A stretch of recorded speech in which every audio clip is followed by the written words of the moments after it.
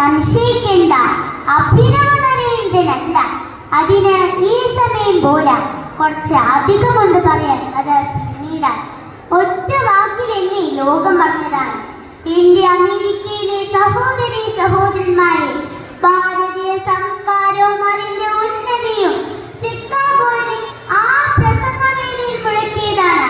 അതിന്റെ ഗാംഭീര്യം ഇപ്പോഴും കുറഞ്ഞിട്ടില്ല.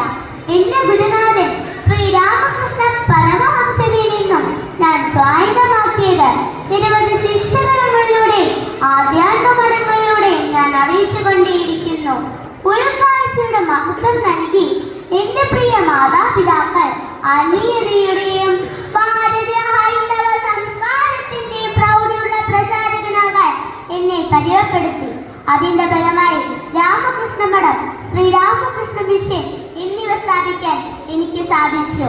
അതിന്റെ പെരുമ ലോക പ്രശസ്തമാണ്. വർഷങ്ങൾക്കപ്പുറം ജാതിയുടെയും തൊട്ടുകൂടായ്മയുടെയും അന്ധവിശ്വാസത്തിന്റെയും ശോഷണ കണ്ട കേരളം ഒരു ഭ്രാന്താലയം എന്ന് വിളിച്ചത് ഈ ഞാനാണ്. അത് ഇക്കാലത്തും ഗൗരവത്തോടെ നിലനിൽക്കുന്നു. ശരിയല്ലേ? വർഷങ്ങൾക്കിപ്പുറം ലഹരിയുടെ തീവ്രതയിൽ മാതൃത്വത്തെ പോലും ആദ്യ നോക്കുന്ന മക്കൾ, സൗഹൃദങ്ങൾ പോലും ലഹരിയുടെ വിൽപ്പന തന്ത്രങ്ങളിലെ യാന്ത്രിക ലോകം. നിമിഷം ലോകം ലഹരിക്ക് അടിമയാകുന്നു. എന്നിട്ട് ഭ്രാന്തന്മാരാകുന്നു. കേരളം ഒരു ഭ്രാന്താലയമാകുന്നു. ഉണ്ണിയൂട്ട് നടത്തി കുടിലുകൾക്ക് പ്രഥമ സ്ഥാനം നൽകിയിരുന്ന നമ്മൾ ഇന്ന് ഉണ്ണികളെ വിലക്കി വിൽക്കുന്ന വലിയ ഭ്രാന്തിന് മത്സരം നടത്തുന്നു.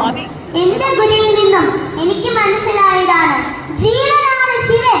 അതിൽ നിന്നും എനിക്ക് പറയാനുള്ളത്, ഓരോ വ്യക്തിയിലും ദൈവമുണ്ട്. അസുരതയുടെ ലഹരി, അജ്ഞാനത്തിന്റെ ലഹരി, പദാർത്ഥങ്ങളുടെ ലഹരി നമ്മെ കീഴടക്കാൻ അരങ്ങൊരുങ്ങി നിൽക്കുമ്പോൾ വിജ്ഞാനത്തിന്റെ ഹൃദയശുദ്ധിയുടെ പച്ച തീർക്കാം. ഇനിയുമുള്ളവ നമുക്ക് ഒരുമിച്ച് പ്രാവർത്തികമാക്കാം. ധനം, പദവി, അധികാരം ഇവയല്ല വിജയത്തിന്റെ ആവശ്യം, ഹൃദയശുദ്ധിയാണ്. വിശുദ്ധി, ക്ഷമ, ഉത്സാഹം ഇവയാണ് വിജയത്തിന്റെ കാരണം. അടിമയെ പോലെയല്ല ജോലി ചെയ്യേണ്ടത്, യജമാനനെ പോലെയാണ്. മറ്റുള്ളവർക്ക് വേണ്ടി ജീവിക്കുന്നവരാണ് യഥാർത്ഥത്തിൽ ജീവിക്കുന്നവർ, അല്ലാത്തവർ മരിച്ചവരാണ്. എന്നാൽ 1902 മരിച്ച ഞാൻ